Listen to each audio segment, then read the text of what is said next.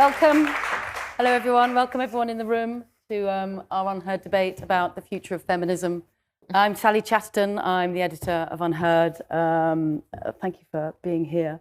We have Mary Harrington here, who is one of our much-loved columnists and soon-to-be published author. Not very soon. Soonish. Soon. It's work in progress. We have Julie Bindel, campaigner, author, and another beloved contributor to UnHerd. Hadley Freeman, award-winning columnist as of last night. And I keep on asking her to write for us, and maybe one day she will. We're here to talk about the future of feminism. It feels like it's a really interesting fracture point at the moment in the lifespan of the movement, which has been quite turbulent, I think we could agree. And sort of discussing going forward what it means to be a woman in the world today, really. A great deal of the feminist debate at the moment, obviously, is freighted with the trans issue. And it's interesting that the women that we have here are all from different points on the socio-political spectrum, but who are all united, really, on that issue. But we're not really here to talk about that. We're to talk about this subtext, that alignment, and what that alignment, we want to explore that alignment and the single point of agreement, what that means for feminism going forward. And also, you know, on a more practical point, I suppose, you know, I've got a 12-year-old daughter, and whether feminism will be relevant to her in her future as well, because she knows that she can be what she wants now, but you know, she can also be who she wants, which I think is sort of an interesting idea.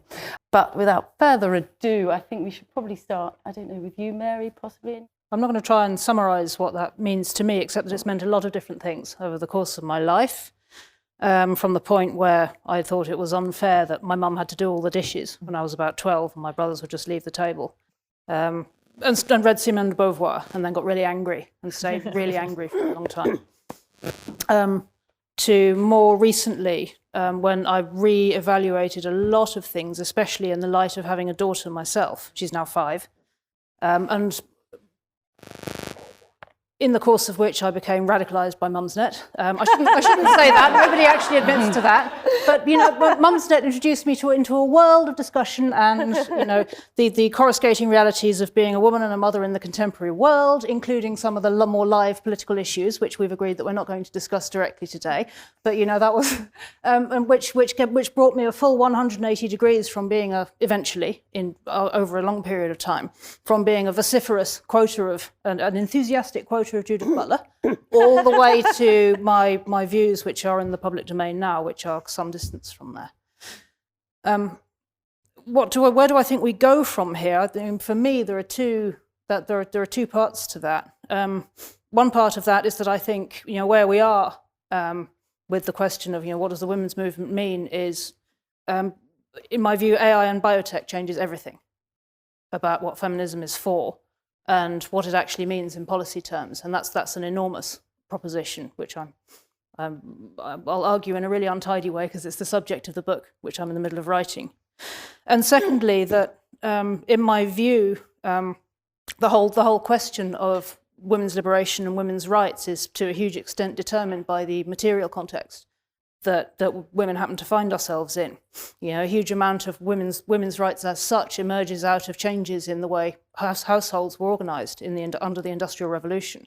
So as we move out of the Industrial Revolution into the digital age, I think a lot of those questions are thrown right up in the air again. And you know, in gloomier moments, I think what the future of feminism will look like for my daughter Sally or yours probably depends on what kind of apocalypse we're going to get. Whether it's going to be an ecological one where we all live in mud huts again, or whether it's going to be the sort of techno-dystopian one where we all end up being slaves to the machine. Or hopefully it's not going to be either of those, but in either of those cases, in either of those sort of nightmare scenarios, the implications for women will be very different. You know, hopefully we won't get both of them at once, because then we're just screwed. So without further ado, I'm going to pass on to someone more upbeat than me. Julie, left-wing socialist, quite a different political stable from Mary. Nor a mother. And so what does feminism sort of mean? Well, feminism, first and foremost, means that we have to have a movement that benefits all women, and we have to start at the very bottom. and not at the elite, not have it played out within elite institutions, and refuse to have an agenda set by overprivileged, super educated women and men who will decide whatever their individual needs and identities are and work towards benefits for them.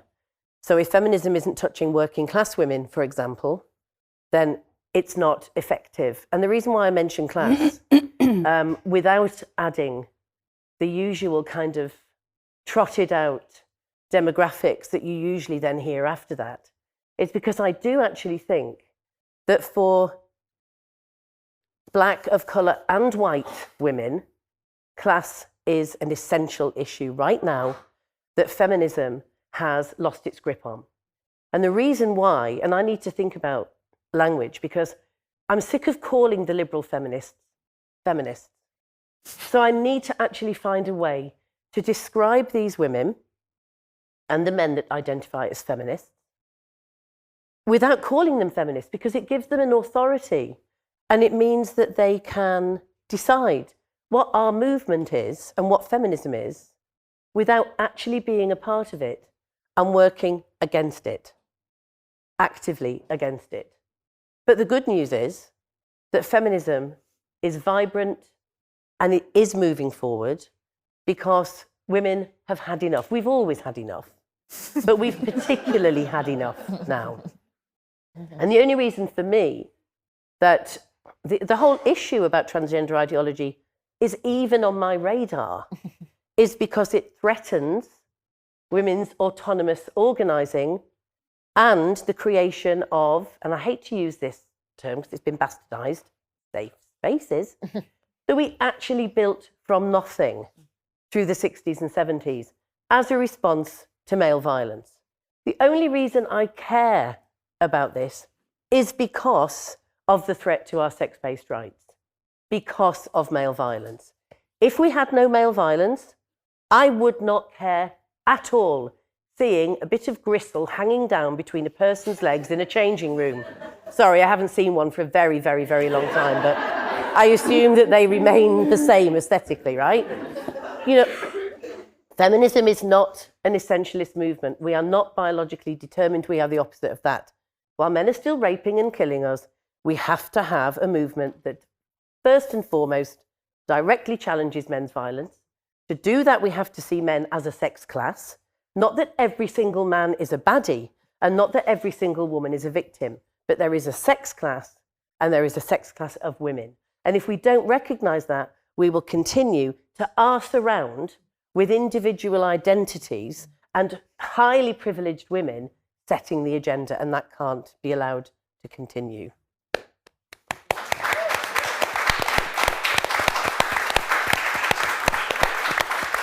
Hadley, where are you coming from? Well, I was lucky enough to grow up in a very easy circumstances where I didn't really have to think about my rights at all. And it wasn't until really university I thought about feminism at all, when a very surprisingly forward-thinking tutor suggested I read people like Andrea Dworkin and Shulamith Firestone, Audre Lorde. And so I thought of it always as a collective movement, that it was about the collective, the improving the lives of women in general.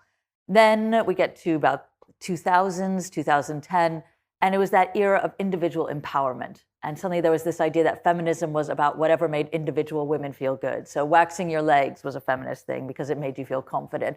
Shopping for shoes was a feminist statement. And this felt very divorced from how I thought of it. It just seemed quite self-serving, but what did I know? I was just 20-something working on the fashion desk of all places at The Guardian, so it wasn't like I was about to storm the barricades about it. And then in 2014, there was an article in The New Yorker by Michelle Goldberg about the cancellation of the Michigan Women's Fest because there was a trans woman at the festival who wanted to attend a group for rape survivors, and some of the women at the festival objected to this. And the article, you look back at it now and it's so moderate and balanced. The article sparked a lot of angry commentary, as you can imagine, on Twitter. This was really before gender ideology was taking off. But I read that article and it just made no sense to me. I couldn't even understand this. And that's when I really began thinking more about women's rights and women's ability to define themselves.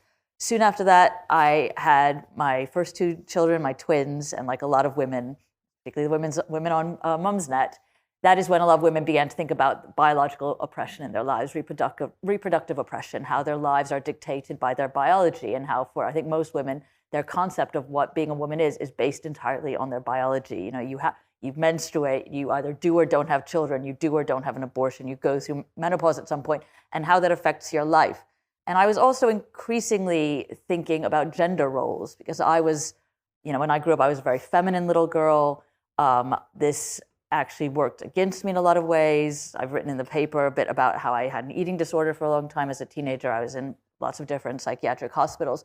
And so much of eating disorders, I mean, there's a reason eating disorders largely affect girls. 90% of anorexics at least are 90% of anorexic at least are girls or women, is because of gender oppression, is because of femininity, this idea that you're supposed to be small, this idea that you're supposed to be good, and this idea that becoming a woman means being sexualized. So that's why anorexia mainly affects adolescents. It always comes on in adolescence. It's a fear of becoming women. And so I was thinking more about those two things, the kind of the gender oppression on women and the biological oppression on women, and suddenly gender ideology took off. And I understood, and I still understand, why there are a lot of young people. First of all, I just want to say I understand why, you know, people don't want to talk about the trans debate, as they call it. I don't think of it as a trans debate. I don't have any concerns whatsoever how trans people live their lives. I think of it as a gender debate, which is about how women define themselves. And this is why women get so angry about this. Because what gender ideology is saying that if you're feminine, you're a woman. If you're masculine, you're a boy. And I understand why young people have kind of latched onto this, and why I know lots of young people who say, I don't feel like a woman, therefore I'm now a boy. But to me, this is just looking at it the wrong way around. This is saying that your body is your personality, which is what eating disorders is saying as well. My body is me. Your body is just your biological casing. You are not supposed to be defined by it. You're not supposed to be restrained by it. And you're not supposed to be living your life by what other people tell you a man or a woman is supposed to look like or be. You know, a woman is just your biology. You can be and look anything within that. And that's why I find gender ideology so maddening, because to me it is regressive. It is encouraging eating disorders, I think, in a lot of ways, because it's telling people your body is you. Your body is your personality. Rather than your body is just your body. As a woman, you can be, that's an umbrella term. You can do and look at anything the way you like. Look at the four of us. We all look very differently and we behave very differently. You are not locked into a certain life just because you're a woman. I mean, this is not the 19th century. And this viewpoint made me increasingly isolated among my colleagues, among what I thought of as my political bedfellows, and in some cases, my friends. And that, in turn, made me angrier, because I just couldn't understand what seemed so obvious to me, that you cannot change sex. You can identify however you want, but sex is a lived reality. And for women, their sex defines a lot of their lives. And as Julie said, as long as men are raping and killing us, and for women, the biggest threat is violence from a man, then we cannot identify out of that. And it's a lie to be telling girls you can identify out of FGM, you can identify out of these gender roles that you're put into. By subscribing to gender ideology, you're validating them. And I find that very sad. But how do you change that? Given that, our daughters are swimming in these waters in which, they are allowed to choose who they want to be. Well, yes. I mean, it's very hard, and I do try to talk to young people. My children are younger than yours, Sally, and I've got 6-year-old twin boys and a 2-year-old girl.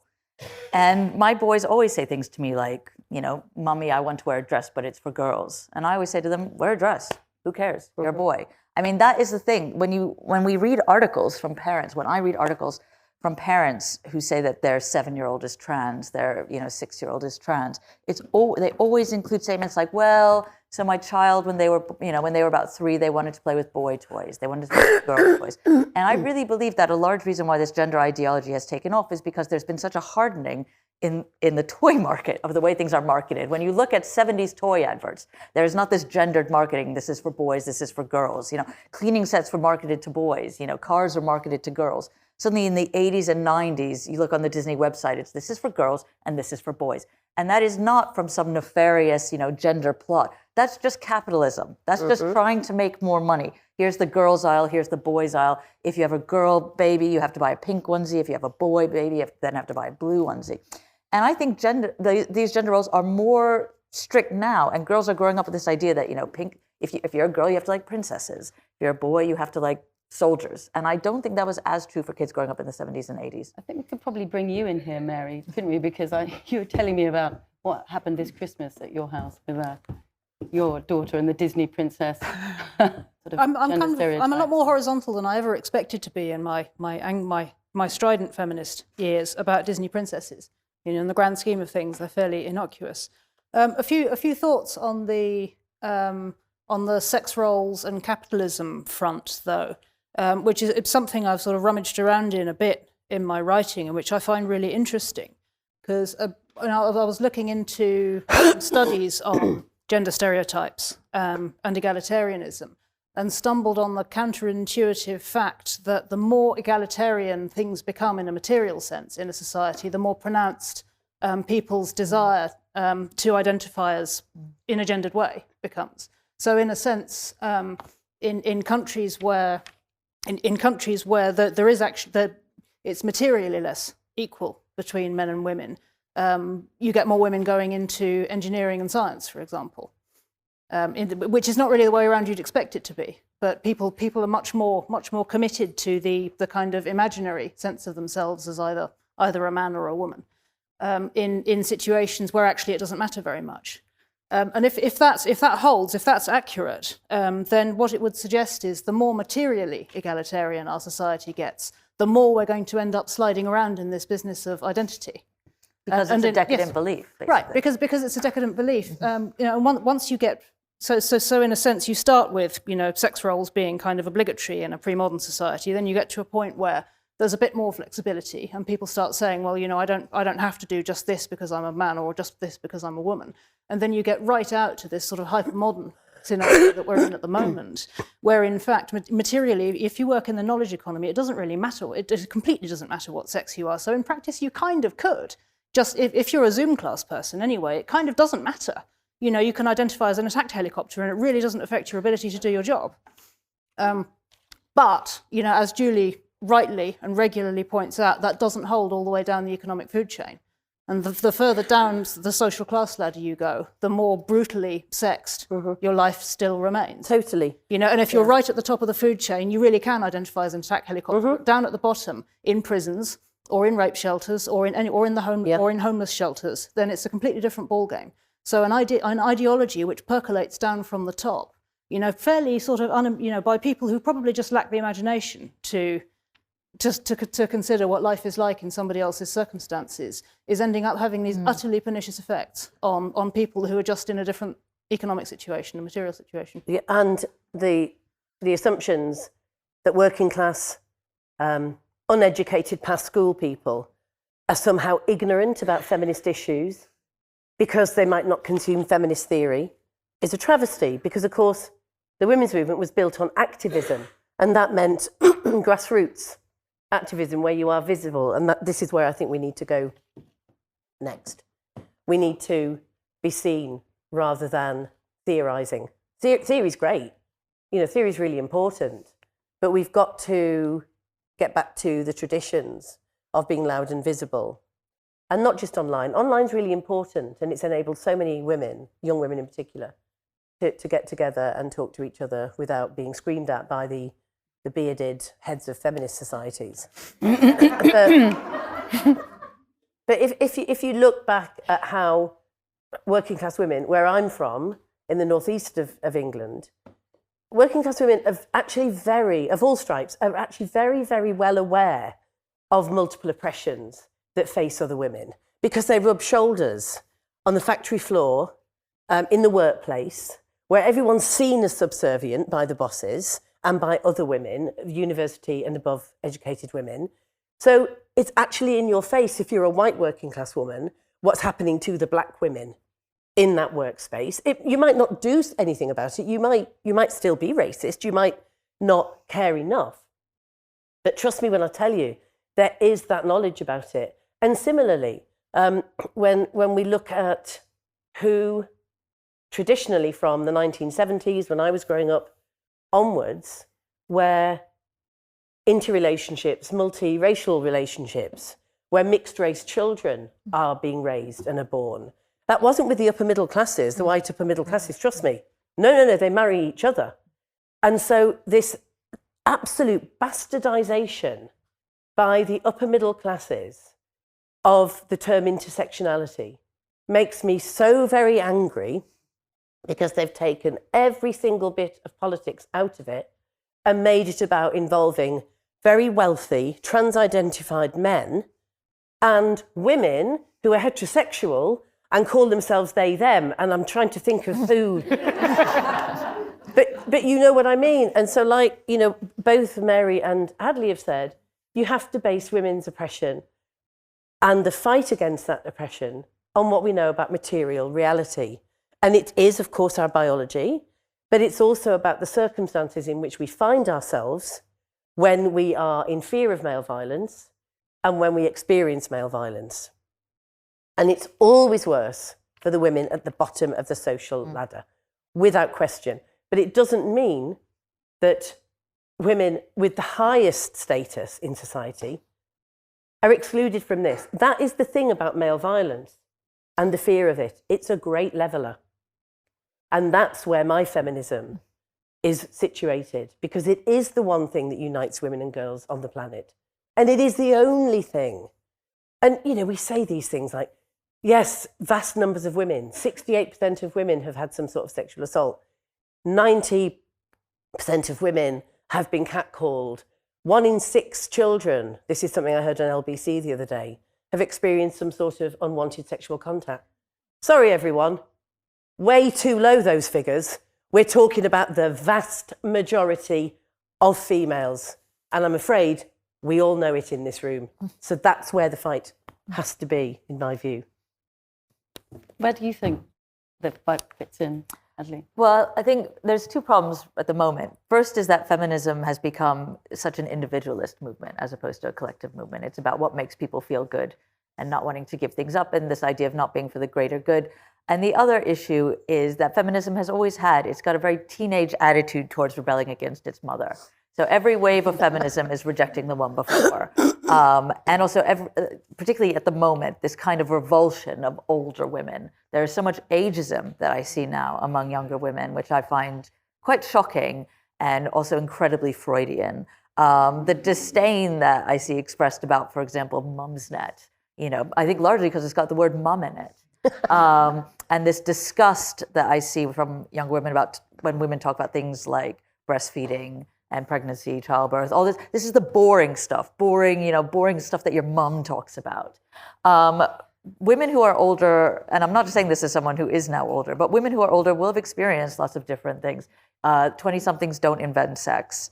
And this is a problem. I think this also lies behind the kind of rejection, this kind of embrace of gender ideology. I think a lot of us here who are perhaps older than 35, 40, who know younger women, can see that in a way, this sort of evangelism that some of them have about gender ideology is a way of dividing between the young ones and the old ones. You know, people go on about it's a generational divide, as though that means that the young people are so much more forward thinking. It's not that. I understand it. Younger people want to have a civil rights fight of their own. Their mothers had gay rights fight. Their grandmothers had the civil rights fight. They want to have a fight. And of course, for the younger people now, the fight really is about the environment. But fighting for plants, it's not quite as fun if it's not for people, so then you bring in the people. And it's a great way of telling your mom off. God, mom, you're so bigoted. God, mom, you're committing wrongthink. And in the end, it's not helpful for girls to grow up thinking that being a girl means you have to behave a certain way and that you can identify out of your biology, because neither of those things is true. You're stuck with your biology, but you can behave however you want. And I think those are really big things that feminism needs to address. And I struggle to think how. I've written a book that's coming out next year, and I'm already fighting with editors and stuff about how strong I can go in on this. So it's a fear. The other problem is this fear that corporations have of addressing this fear that corporations have of alienating 20-somethings on Twitter. I find this incredibly frustrating. When I was 20-something, nobody listened to me. And now suddenly I'm supposed to be enthralled to them. Like, where's my time? I missed it somehow. Now I'm just the passé middle-aged person. I thought being 40 was when people listened to me. It's interesting what you say about mothering being central to your feminism, because it's the same with you, Mary, isn't it? You've written about it several times, and I wonder what happens then if that then is erased. If mothering gets written out of feminism, I mean, I'm probably about to get burned at the stake, because I'm going to throw out a hypothesis which I've been playing with for a little while. I need to do the research on this to see whether the data actually stacks, because it's just it's a hunch at the moment. But one of the possibilities I've been playing with, I really ought to just pitch this to you, Sally, in private rather than doing it in a room full of people. But witnesses, go. But anyway, here goes. Does this mean I can't say no? So I've been wondering for a long time about the sheer volume and bitterness of mother hatred, and it's not just mother hate. I mean, what you talk about is very palpable to me. The disgust about breastfeeding, the disgust about the embodied, really visceral nature of mothering and gestation and birth and all of that. But also, but it's not just that. There's an antinatalism that comes that's associated with that. That, I mean, I hear particularly from 20-something friends who say that all the women they know just don't want to have kids. They're just revolted by the idea. That somehow it's as though there's a collective decision has been taken by at least some of the generation or so younger than me. Let's just draw a line under this. We're not going to do this anymore. A sort of collective human death wish or something. And I've been thinking, where does that come from? Where is that anger coming from? Where's that fury and loathing coming from that seems particularly directed against mothers, and this real sort of vengeful desire to just annihilate mothers and motherhood and mothering?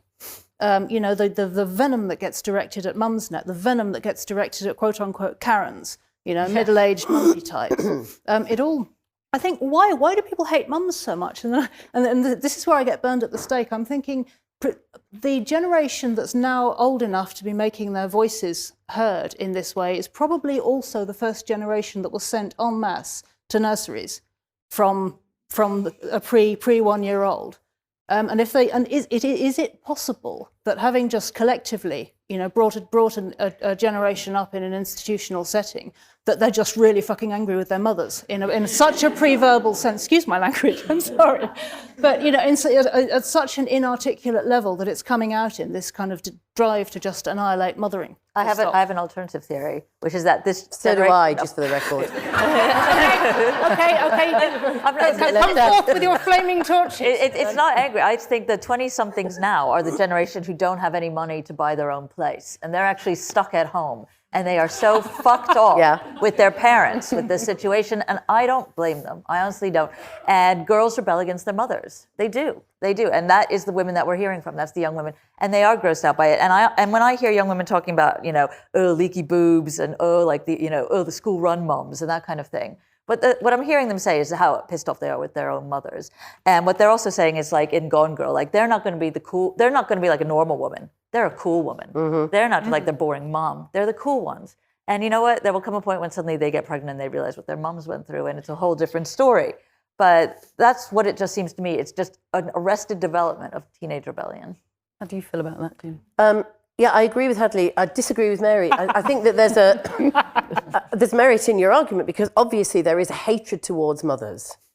And I've seen it. I don't know if you saw the lovely, very nice bedtime reading piece I did for UnHerd on the breast milk trade recently.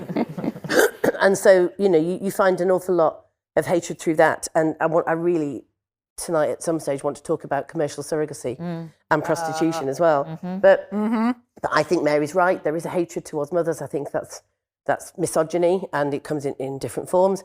As a 59-year-old middle-class living, not origin, you'll note, North Londoner who's been an out lesbian since I was in my teens, I feel more stigmatised by my peers for choosing happily not to have children than I do being a lesbian. There's something in that we need to look at. I am the first and probably last person that was banned from Starbucks in Crouch End.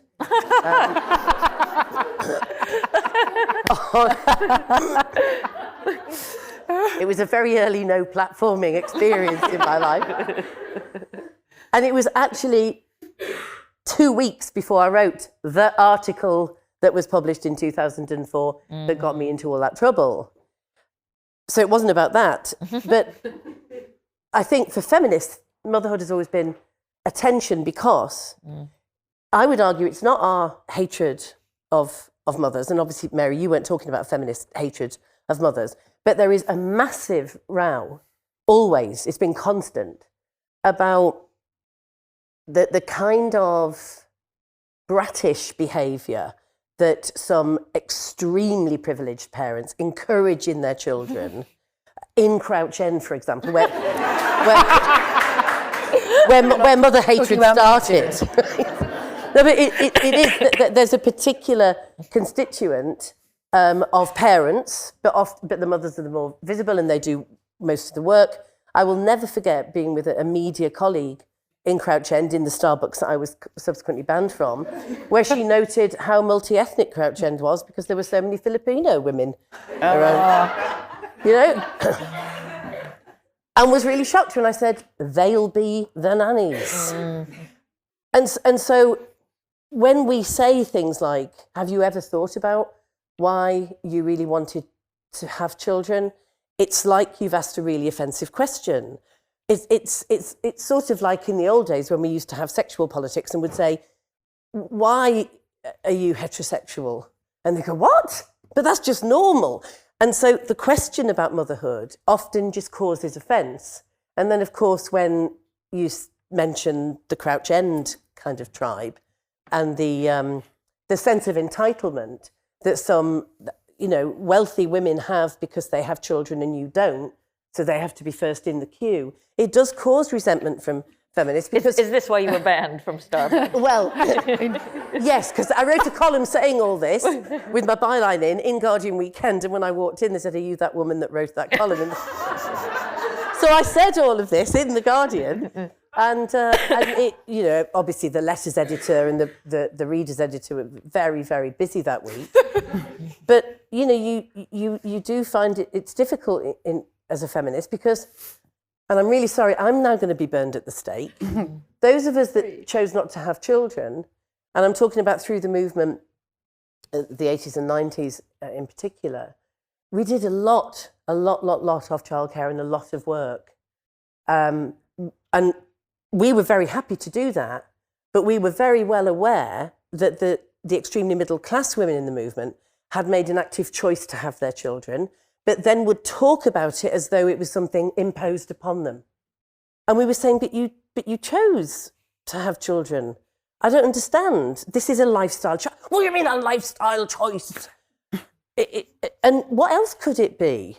So it's perpetuating the human race, Julie. But you don't do it for that reason, and you know it. Nobody ever thinks I better get pregnant because honestly, fertility rates are really dropping. And you know, no one ever gets pregnant for that reason, ever.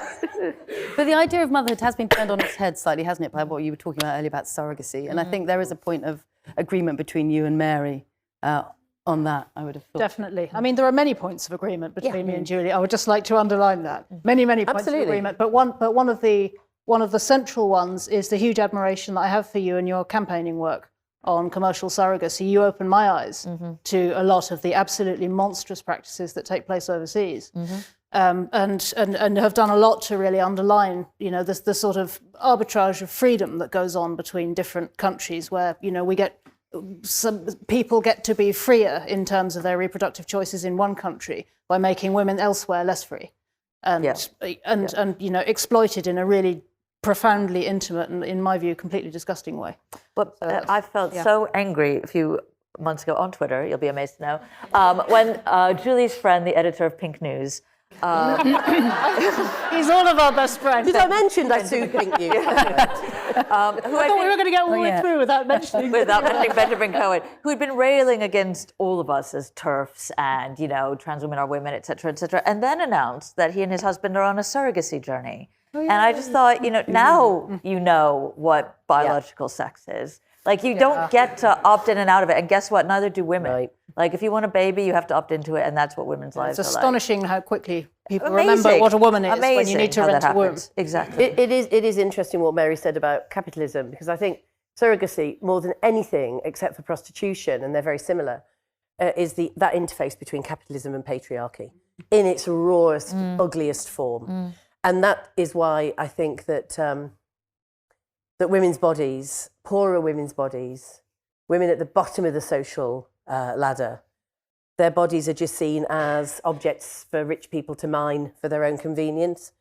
Mainly men, but not all men, because of course, with surrogacy, you know, I've seen some really ugly exchanges between women about surrogacy and about who owns the womb that the baby is growing in.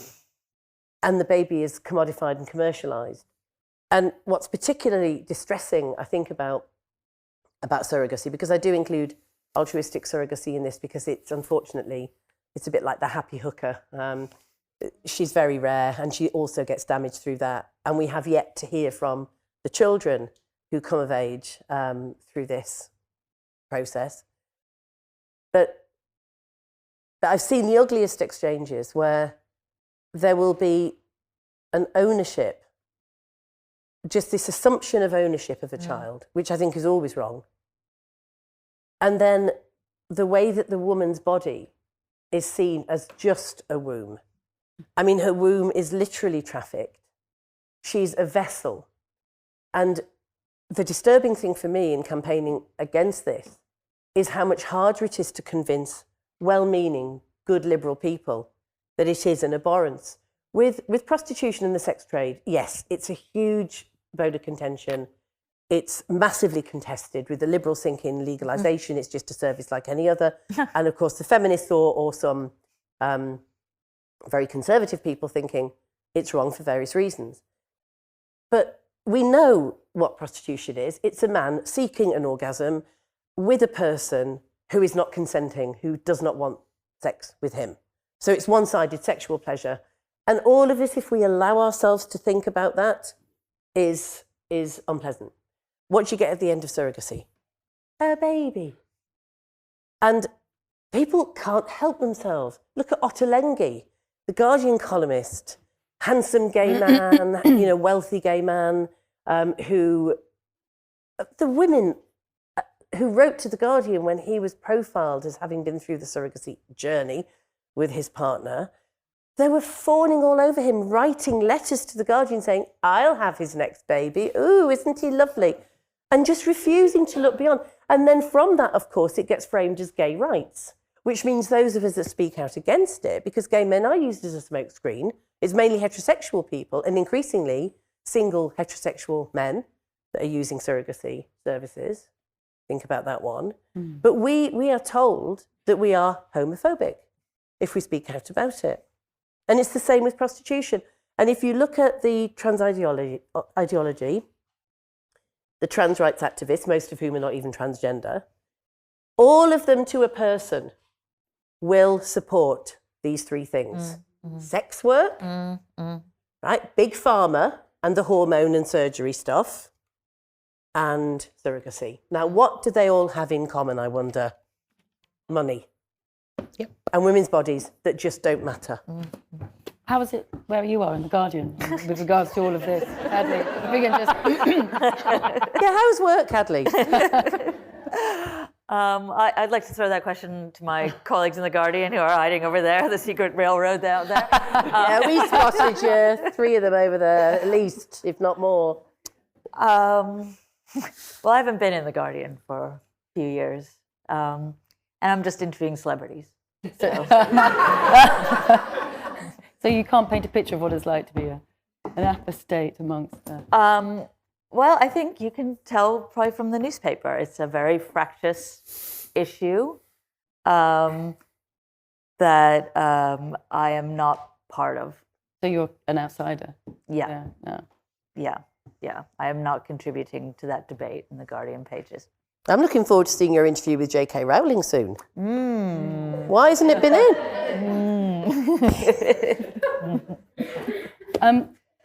It's interesting that you do have these sort of similarities, and I think we need to draw it to a close slightly. But I wonder if we could think about slightly whether there is a new coalition growing here, under the umbrella of this one single issue, and whether it will hold together, or whether you think that it will implode. I think it has created more female solidarity. I know that certainly for me over the past few years.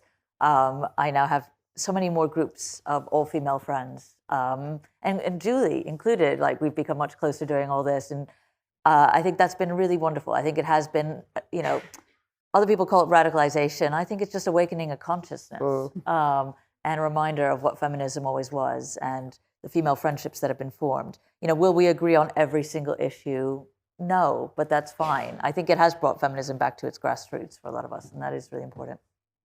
I absolutely think there's so much more scope for corporate. I mean, feminism, the women's movement, since it started with Mary Wollstonecraft, has always been fractious. There have always been disagreements within it, you know, because people are coming from different places.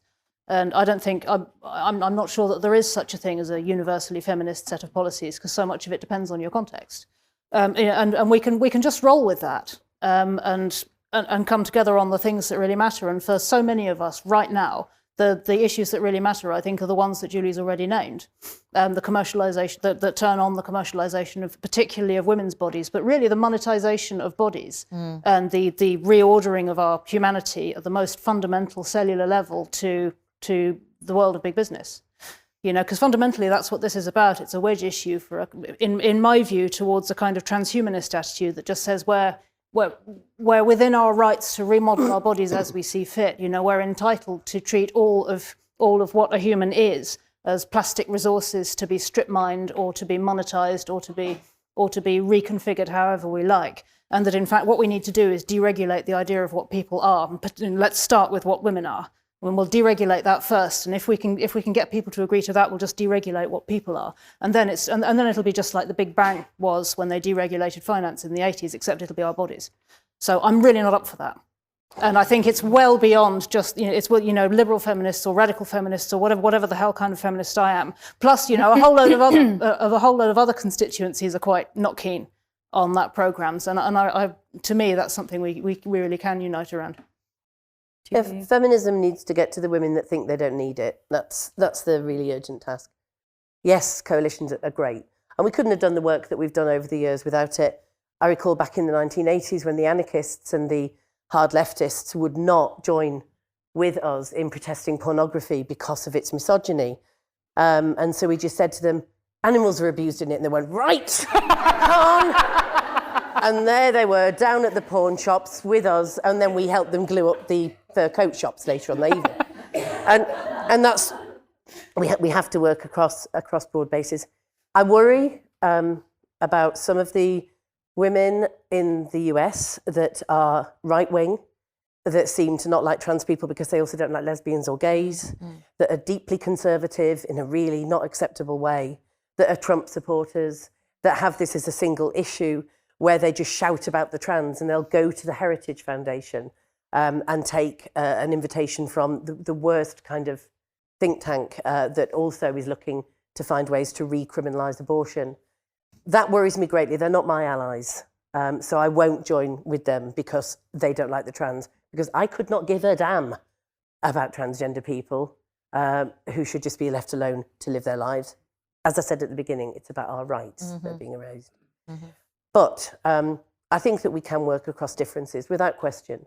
And one of the really good things in the last few years since this issue has become really mainstream is making really good friends with women and some men who understand and have come out as decent human beings and with a lot to lose. Everybody that speaks up about this has so much to lose. You know, the treatment of Hadley and other colleagues, feminist colleagues, in the media has been appalling. And you really do think to yourself, okay, when we've won this battle, I want the women who've only fought on the trans stuff to come and help us with the rape and domestic murder and stuff, because what else will they be doing? But we'll be carrying on doing this because we understand it's about women's liberation and not just a single issue. That's great. At that point, I think we should throw it open to the room. Hi, I wanted to ask Hadley, is this on? Is this working? I've been so disappointed with The Guardian. Like, you finally got a female editor and she's just terrified of the trans lobby, it seems to me. And I used to love The Guardian, read it several times a day, and now I can't even click on the site. How do you manage to work there? And look what happened to Suzanne Moore. You know, how do you feel about that? And have you supported her within The Guardian? Yep. And is everybody against her, or is it's just a few loonies? Thank you for the question. I think Suzanne might be here. She was. She couldn't. Oh, she come couldn't in. come. Sorry. It has been. I don't think I'm revealing anything when I say it's been very hard. I mean, we're not going to make this into an evening about me and my work. I've been at The Guardian for 22 years, and it has been very hard over the past 7 or so years to feel very out of step within the organization and the newspaper. It's the only place I've ever worked. So yeah, I would say it's been very hard. When what happened to Suzanne happened, I did stand up for her in the office. I was devastated when she left. I've been devastated by a lot of people who've left. You know, it's sad when Gary Young left too.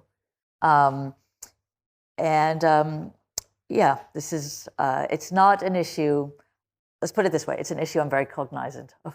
Could I ask the panel, what's their opinion of the levels of feminism in the House of Commons? Because I feel like there's a lot of women, but I don't know, there's a few exceptions. Just interested. Well, Nadine Dorris likes a drink, doesn't she?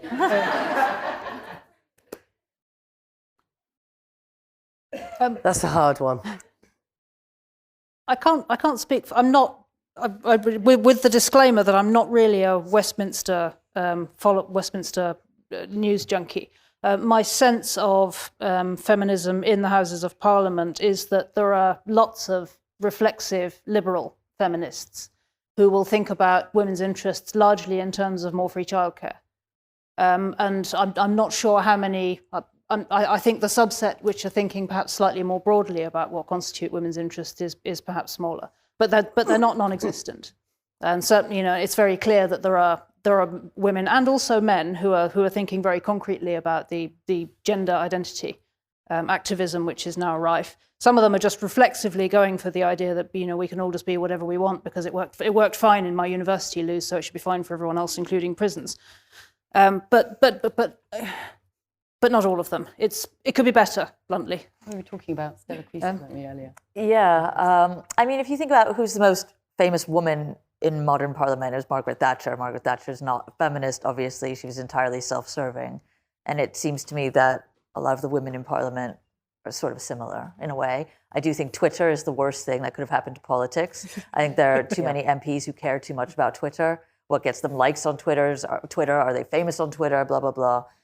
There's been a lot of publicity around Stella Creasey's campaign, which I find distinctly unimpressive. Mm-hmm. I can't imagine the thinking that goes through your head after you've had a baby to think, I know what I'm going to do. I'm going to campaign for better childcare provisions for probably the most privileged, tiny group of women in the country, women MPs who get full pay for 6 months. This kind of illustrates what I'm saying. And subsidized nursery care in the freaking office place. I mean, that is a lot more than I ever got. While apparently being unable to define what a woman is. Yes. Well, refusing to still define what a woman is on Mumsnet today, I saw. But still complaining about how her own biology is stifling her life. So I find it frustrating. I'm frustrated with a lot of the Labour women for not stepping up about the gender movement. I've been frustrated with people like Jess Phillips, who I respect on lots of other things, particularly rape shelters. I'm surprised that she doesn't speak up more about this stuff. Obviously horrified at Keir Starmer, who apparently has no concept of female biology. It's not as bad as the Democrats. I say this as an American, you know, Joe Biden signing away women's sport without even a second glance.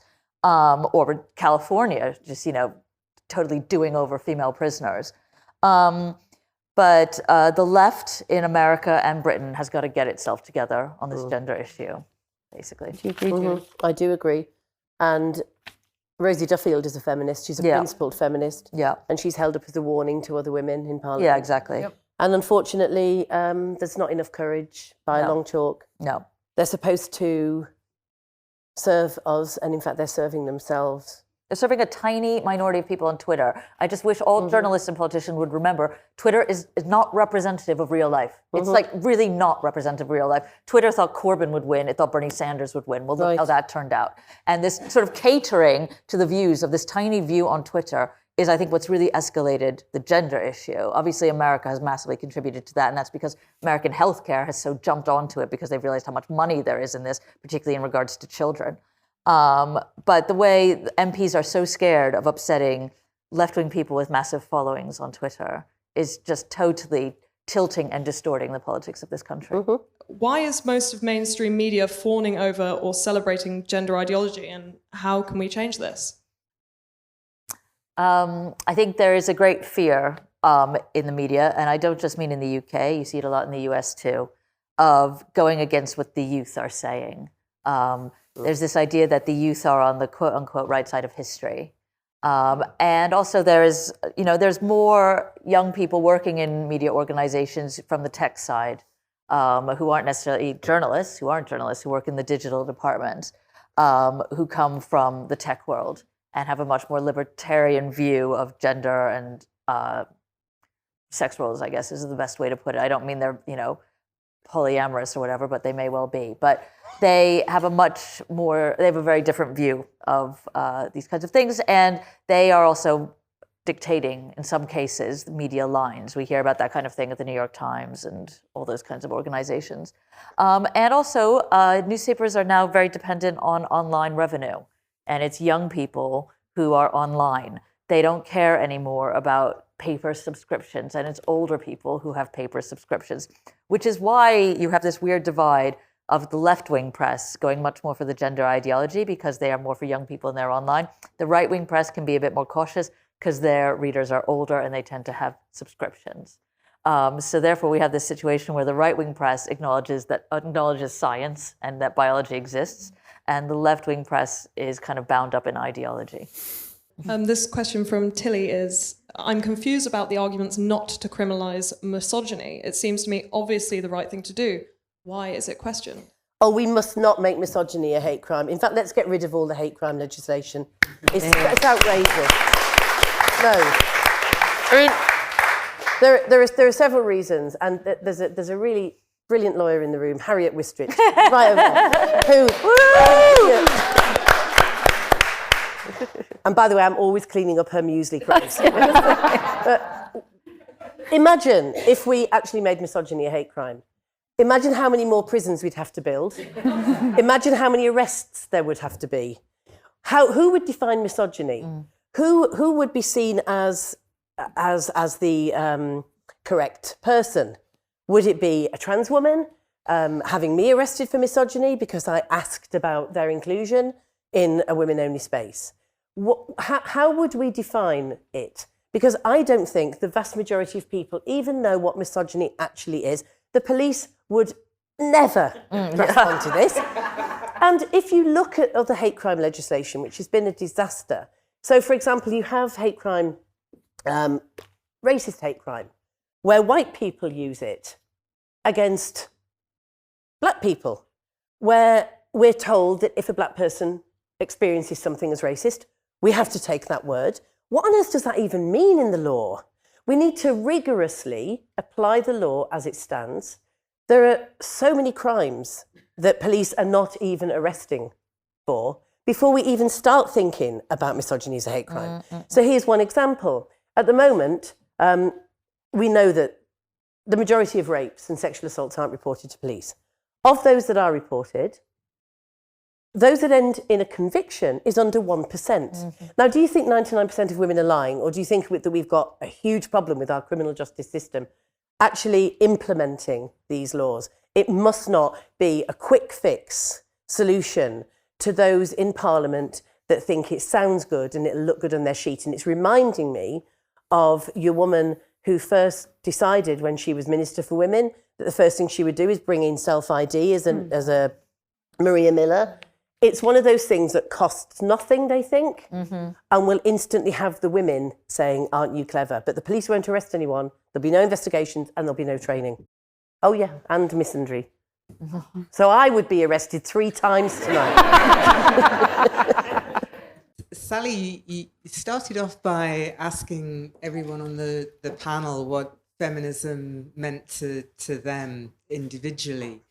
And I'd like to ask what sort of going on from that, you think that feminism can mean more broadly, because, and the reason why I'm asking this is because when I first became active in women's politics, it was very clear in a way what it stood for. There were clear demands of the women's liberation movement that collectively we thought would bring people together. And I just wonder now if one of the problems is that we have quite an atomized view of politics based on what we individually find to be offensive and a problem. So, for example, for me, my big thing is women's inability to be able to control their fertility, and attacks that the government are making that prevent women from making decisions about their own pregnancy. On the other hand, Julie's very concerned about the surrogacy issues. I'm not very concerned about men.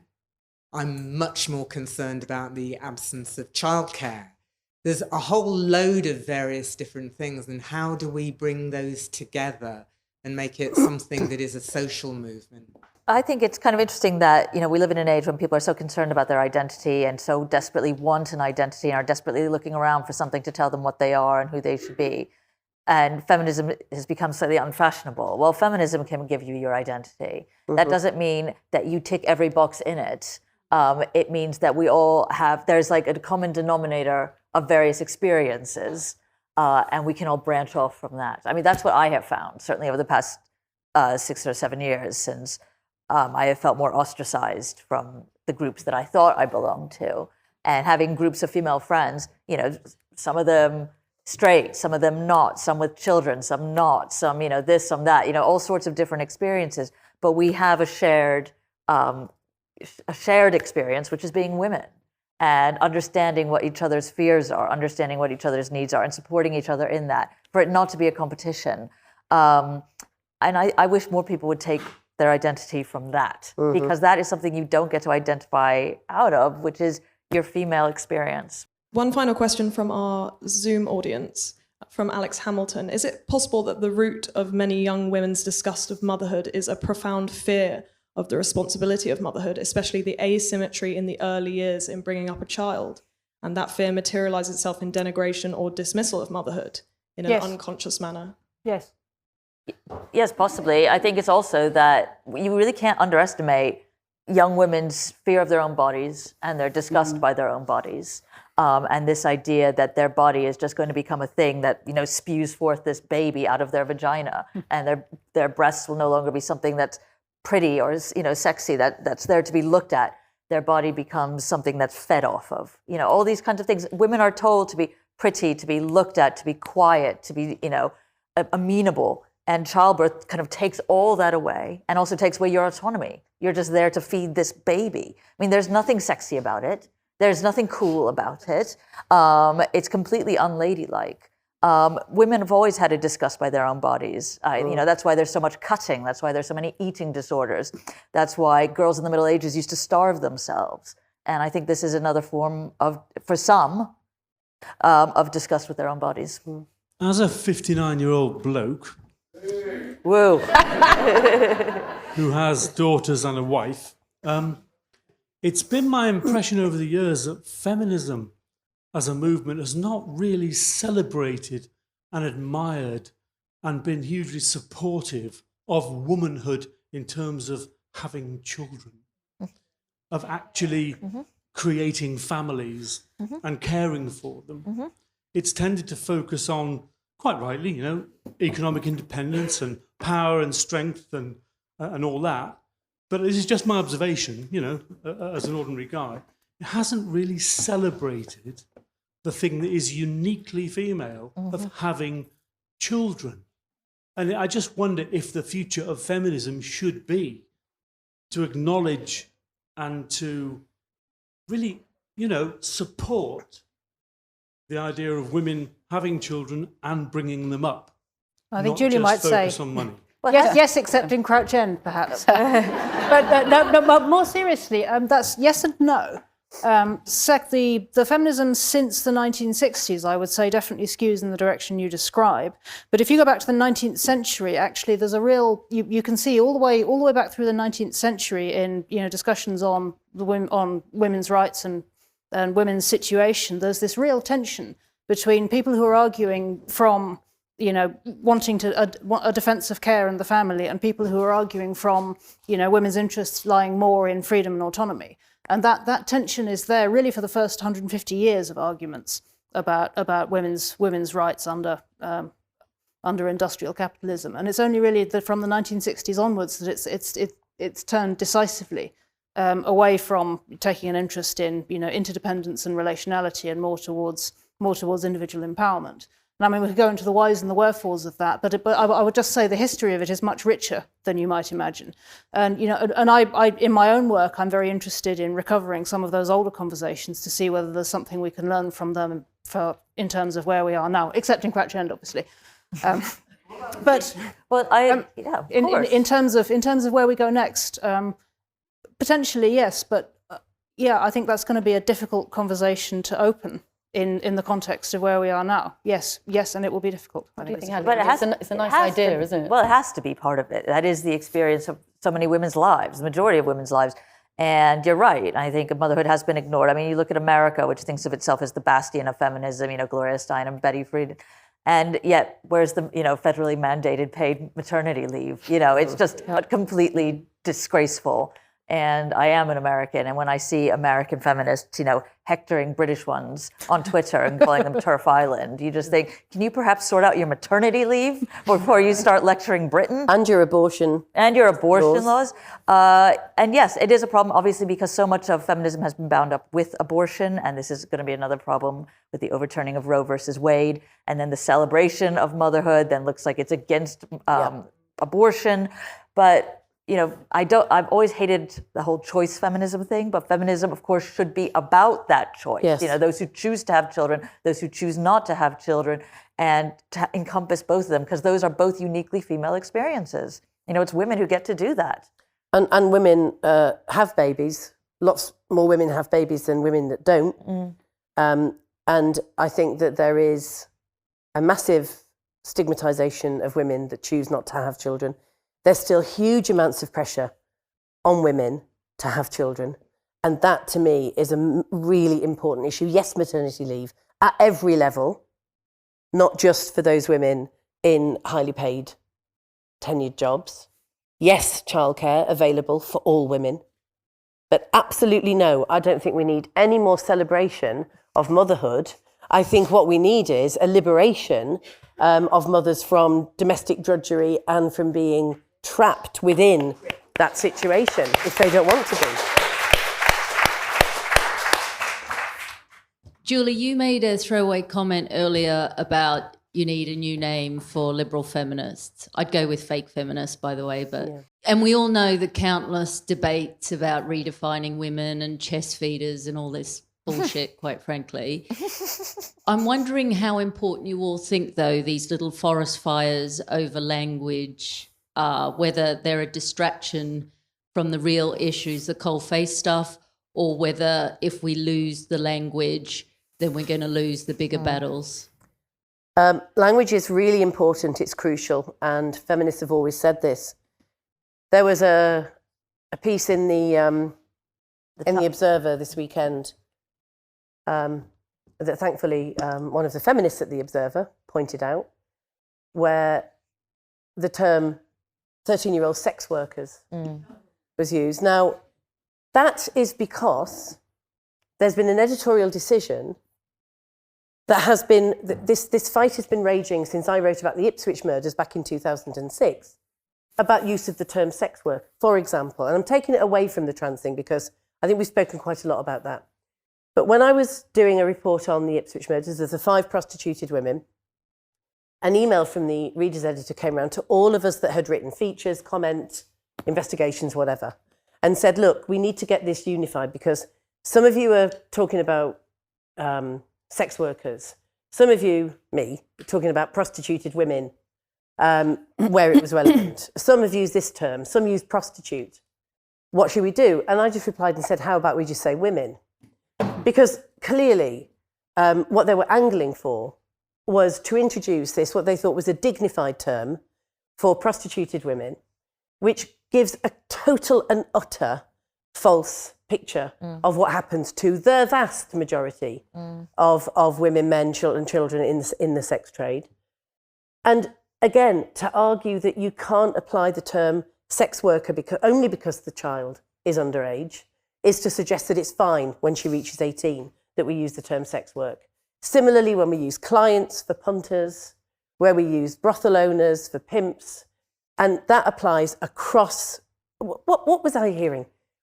Where people say real rape. Yeah, but it's not real rape, is it? Or they talk about grooming gangs when they mean children being raped and prostituted.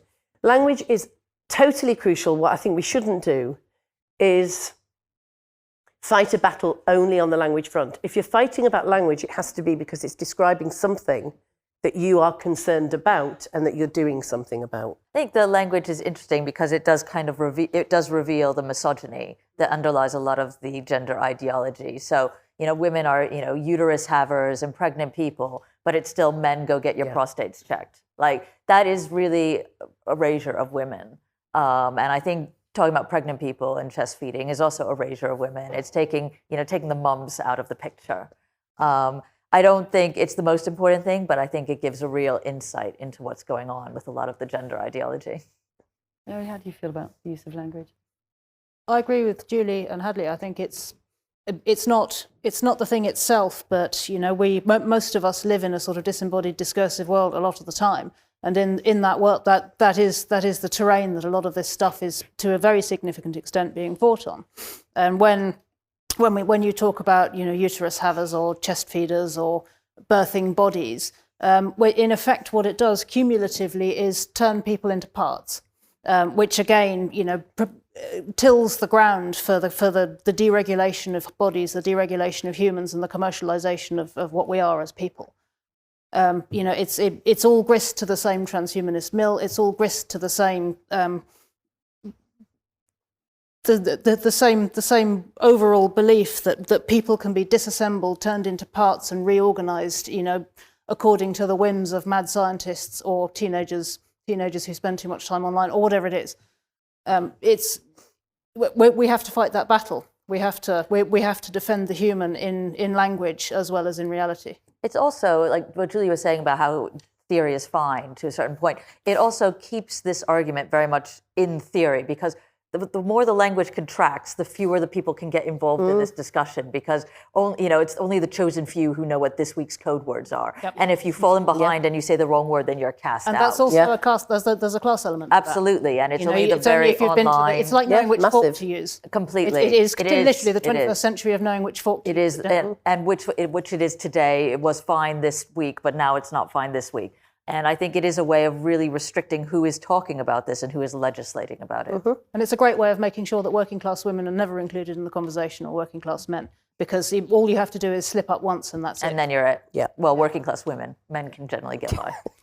I think that sort of final comment proved the point of the whole debate, didn't it? That there are points of commonality and that we can take feminism forward. And we can continue the conversation, I think, in the bar, possibly, but I'd like to thank these three very courageous women for joining me.